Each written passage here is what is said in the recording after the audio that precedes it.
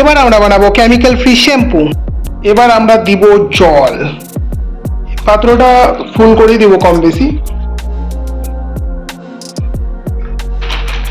বেশ কয়েকটা আমরা নিলাম, এটাকে ধুবো ভালো করে। ধোয়ার পর এবার এই পাত্রে আমরা এটাকে ভিজিয়ে রাখবো।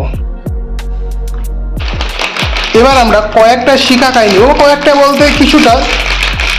এবার সেটাকে ভালো করে ধুয়ে নেব আর আমাদের কাঁচের পাত্রে সেটাকে ভালো জলে ভিজাতে দিব। এবার সেম প্রসেসে কয়েকটা রিঠা দিয়ে সেটাকে ভালো করে আমরা ধুয়ে নেব এবং ধুয়ে নেওয়ার পরে এই কাঁচের পাত্রে আমরা রেখে দেব এবং রিঠা, শিকাকাই এবং আমলা এই তিনটেকে 8-9 ঘন্টা মতো ভিজতে দিব। 8 থেকে 9 ঘন্টা ভিজিয়ে রাখার পর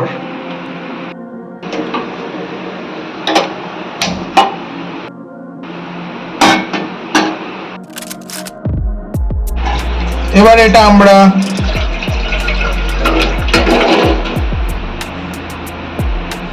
সেদ্ধ করব।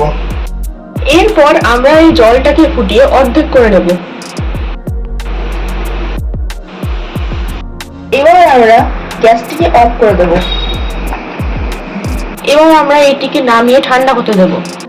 এবার এর মধ্যে থাকা লিটার ফলটি, ভিতরে থাকা বেসনটা আমরা বের করে নেব। এই যে এবার একটা পরিষ্কার পাত্রে একটা পরিষ্কার শুকনো ন্যাকড়ার মধ্যে এই শ্যাম্পুটিকে আমরা রেখে ছেঁকে নেব।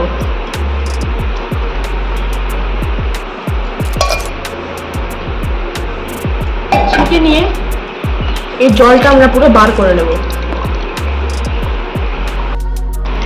এই দেখুন কি সুন্দর এর জলটা বেরিয়ে যাচ্ছে।